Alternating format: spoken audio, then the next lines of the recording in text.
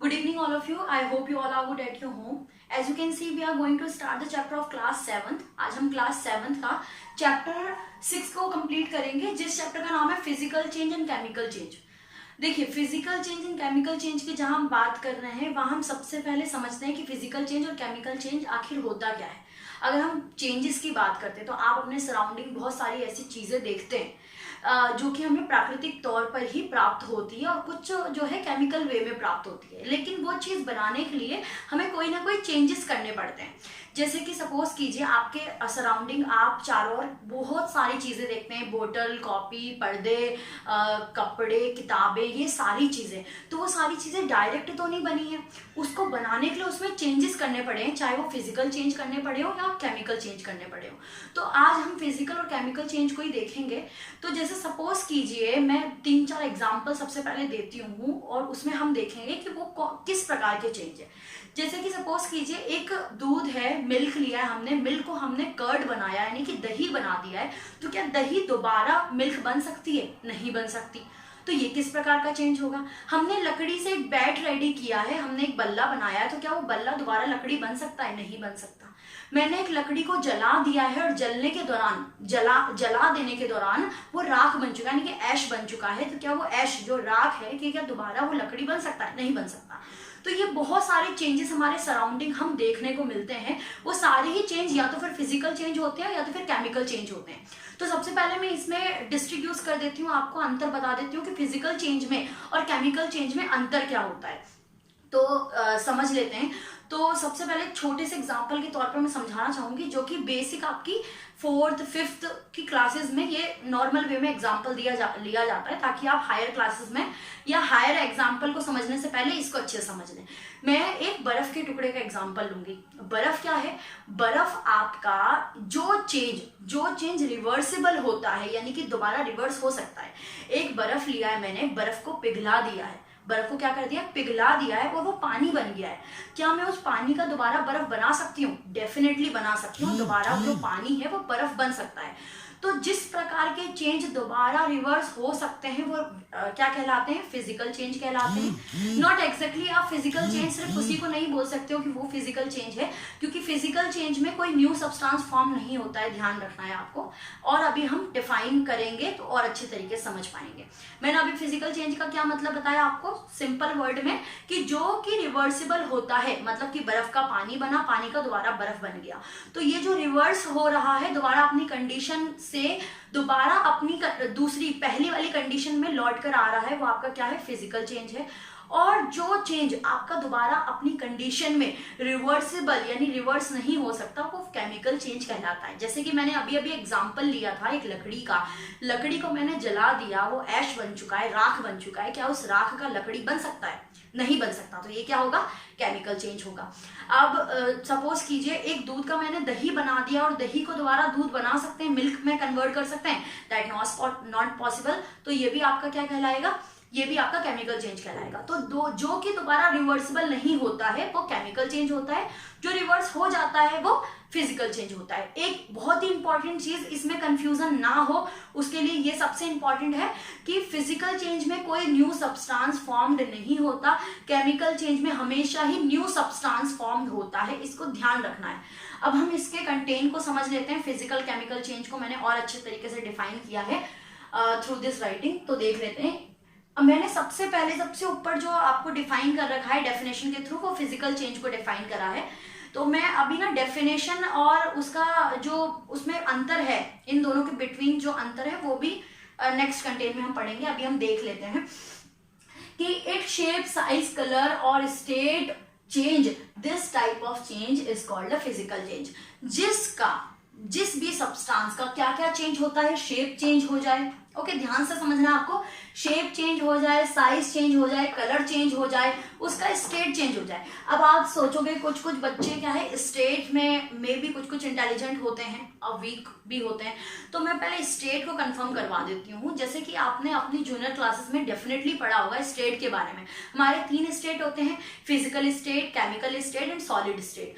तो जैसे कि मैंने बर्फ का एग्जाम्पल लिया, बर्फ क्या है? सॉलिड स्टेट है और पानी क्या है? लिक्विड स्टेट है. बर्फ पानी बना तो वो लिक्विड स्टेट हुआ, और जब पानी बर्फ बना वो सॉलिड स्टेट हुआ। तो चेंज ऑफ स्टेट यानी स्टेट का भी चेंज होता है। फिजिकल चेंज में किस किस का चेंजेस होता है, ध्यान से सुनना है। शेप चेंज हो जाता है, कलर चेंज होता है, मतलब हर किसी में कलर चेंज होना जरूरी नहीं है, लेकिन कलर चेंज होता है। तो शेप, साइज, कलर और स्टेट चेंज होता है। इस प्रकार के चेंजेस को फिजिकल चेंज कहा जाता है। I hope you understand. अब हम केमिकल चेंज के बारे में समझते हैं।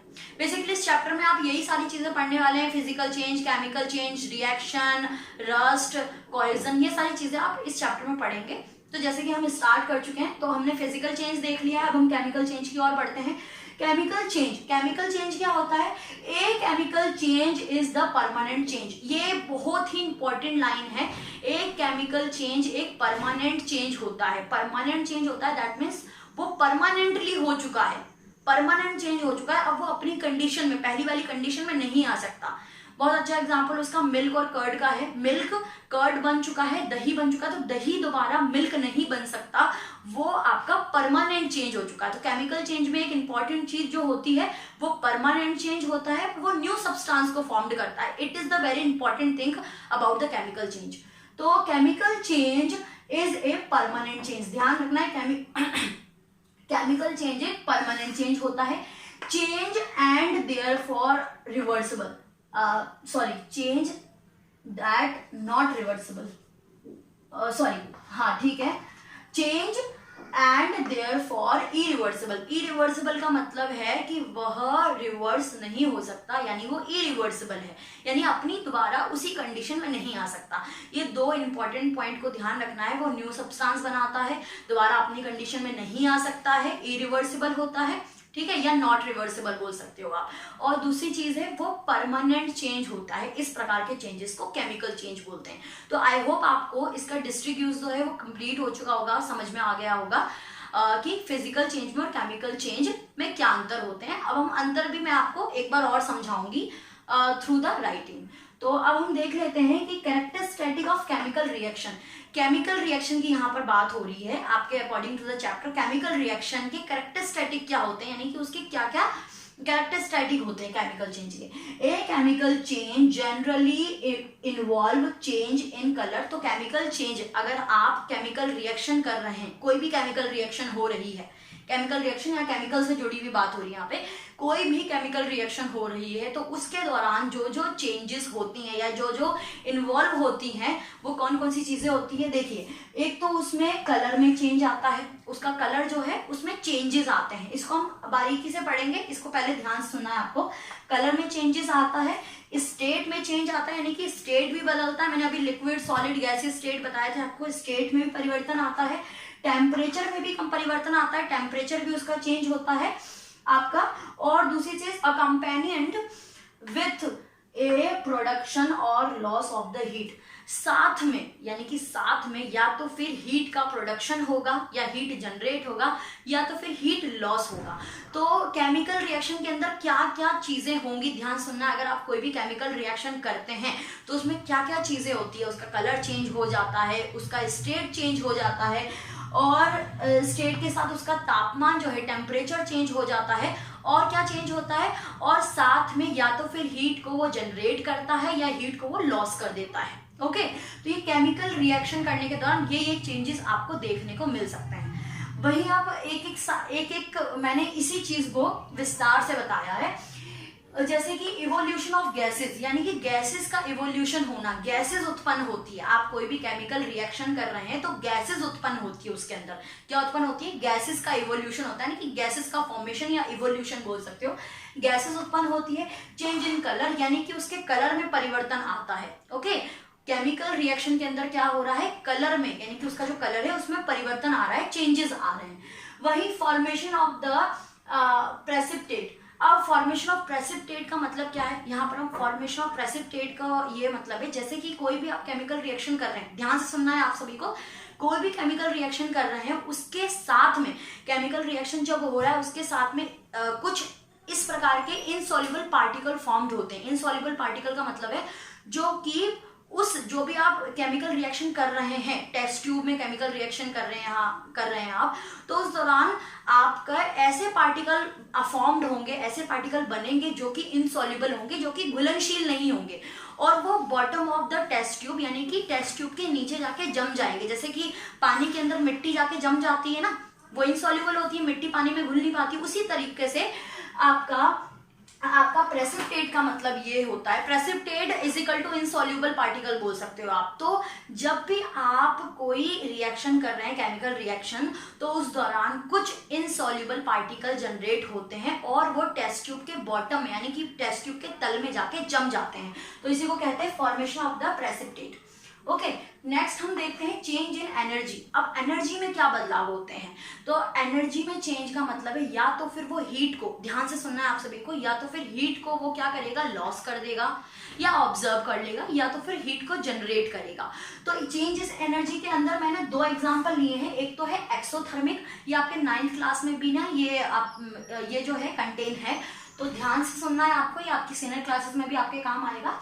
तो एक आपके जैसे कि मैंने बताया चेंज इन एनर्जी के अंदर दो चेंजेस कौन कौन से होते हैं, एक तो होता है एक्सोथर्मिक रिएक्शन होता है, एंडोथर्मिक रिएक्शन होता है।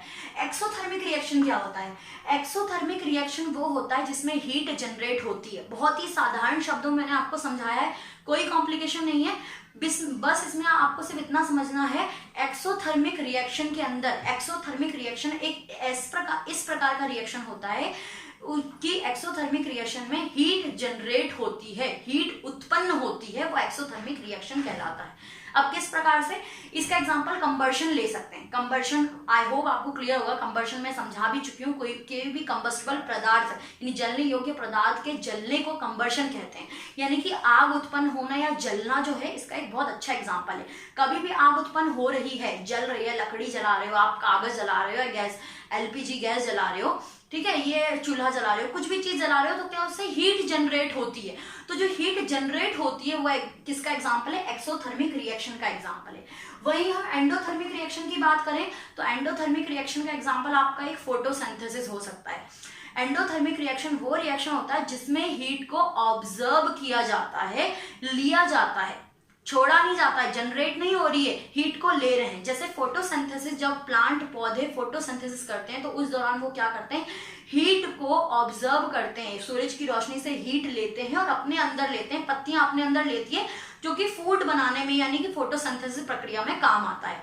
तो जो हीट को लेते हैं, ऑब्जर्व करते हैं, that is the endothermic reaction, और जो हीट जनरेट करते हैं that is the exothermic reaction. ये एक एग्जांपल है, एक का है कंबर्शन एग्जांपल है, और एंडोथर्मिक का है फोटोसिंथेसिस एग्जांपल है। और क्या क्या आप कोई भी केमिकल रिएक्शन करेंगे तो और क्या चीज जनरेट होगी, यानी कि और क्या चीज जो है वो बदलाव आएगा, एक होगा चेंज ऑफ स्टेट। जैसे स्टेट का मैंने at the starting of this topic ही समझाया था आप सभी को कि चेंज ऑफ स्टेट होता है। चेंज ऑफ स्टेट का मतलब आपका या तो फिर वो जैसे लिक्विड है तो सॉलिड में कन्वर्ट हो गया, या गैसेस में कन्वर्ट हो गया, गैसेस स्टेट बन गया। हमारे 3 ही प्रकार के स्टेट होते हैं ना, गैसेस, लिक्विड एंड सॉलिड। तो आपके जो स्टेट है, चाहे वो सॉलिड हो, गैस हो या लिक्विड हो, इनमें भी आप में चेंजेस आ सकते हैं, यानी कि बदलाव आ सकते हैं। तो इस प्रकार के चेंजेस, आपके बदलाव जो है वो नजर आते हैं जब भी आप कोई केमिकल रिएक्शन को करते हैं। आई होप ये कंटेंट आपको समझ में आया होगा। अगर आपको वीडियो पसंद आई है तो प्लीज लाइक, सब्सक्राइब और शेयर जरूर करें।